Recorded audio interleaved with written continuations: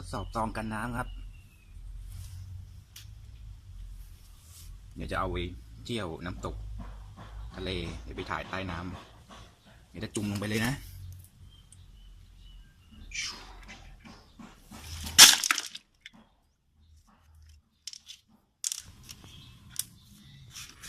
จุ่มไปแล้ว เป็นไง น้ำเข้าไหมเนี่ย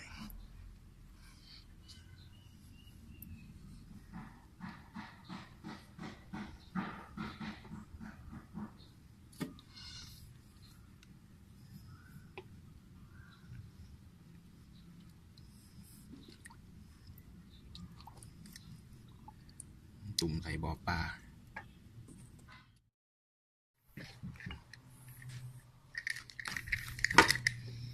หมุนเปิดล็อก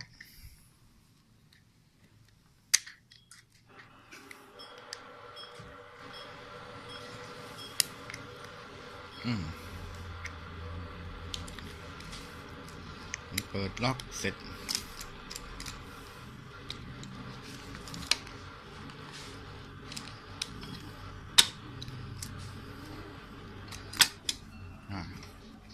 ดูที่ข้างในเปียกไหม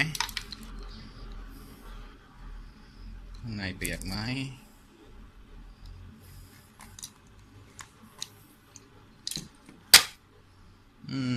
แห้งสนิทนะฮะแห้งสนิทเลยไม่มีน้ำเลย